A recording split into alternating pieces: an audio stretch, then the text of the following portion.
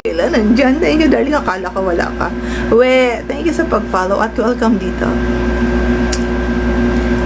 Ano yun, Sir Alex? Ano sinasabi na anong sekreto ko? Sekreto ko na ang Pilipinas sa naging colony ng Espanya more than kaya marami, lalo sa sa Negros. Hoy, si Janik nandyan pala, thank you. Boss RME 2024, thank you so much. Ito sa Cebuano, mga Cebuano. Ang lola ko talaga Ilonggo yun ako. Espanyol na Espanyol siya. Yung mata ng lola ko, siya, gray. Asan siya? Black, gray siya. Galit at palaban ka. Miss namin na minsan niya. Uy, maldita talaga ako, Ma'am Helen. Totoo. Ako kasi pinalaki talaga ng, di ba sinasabi ko dito lagi, ang lola ko is Spanish Ilongga nga. Ay, sobrang tapang nun.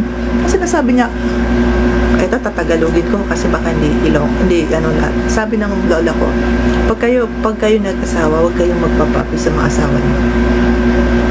Pag kayo sinaktan isang beses, lumaban kayo. Kahit na ano-ano na daw yung mga dito ko doon, kailangan na lumaban. Huwag kayong uuwi dito na kayo ang talunan. Dapat, pag uuwi kayo dito na kayo ang talunan, baka bugbugin ko pa kayo. Matapang po ang lola ko. Matapang po talaga siya. Kaya parang kami ganun. Tsaka siguro yung experiences mo na din ba sa buhay. Kasi, di ba, nakwento ko na dati kung paano kami talagang inapak-apakan din. Paano kami inapin. So ako, pag minsan na may pumupunta dito na parang binabash ako, na nababastos ako, parang nasa sa isip ko ba? Parang napapamura ka ba sa isip ko? Walang hiya ka, parang hindi mo nga ako kilala, basusin mo ako. So ako talaga po, pumapatol po talaga ako. Diba? Sir Verhel, J. Cabiera. Tsaka hindi ko ito-tolerate yan na dito sa TikTok. Marami kasi dito, papasok, tas babasusin nila yung host mo. Kasi yung pagpasok dito sa live ko, parang bahay mo na yan eh. Tapos papasok ka, tapos bigla ka mambabastos. Lalo yung ibang babae na walang kalaban-laban, tapos babasusin ng lalaki kung ano sasabihin. Hindi po pwede. Baka pupuntahan ko pa ng personal yan. Meron nga ako dating hinamon. Bungal yun. Shout out, alam mo, ikaw yun ang babash dyan. Sabi ko, bigay yung address at pupuntahan ko niya. Hindi tayo dapat nagpapaapi. Ako sinabi ko, sa dami ko nang hinanap ng mga demonyo sa buhay ko. Ang Diyos lang at paniniwala ko sa sarili ko, yung kakampi ko at yung values ko.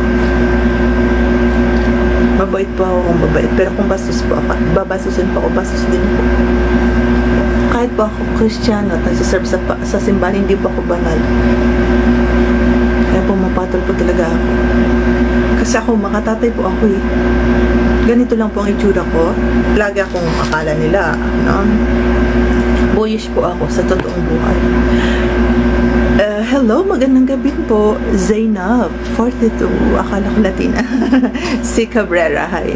Smile ka. Even you are mad. Sumela. Princess Lala, thank you sa pag-follow. Zainab, thank you sa pag-follow, darling, at welcome. Scorpion 12, hello, welcome dito sa akin live. Thank you so much, patap mga darling.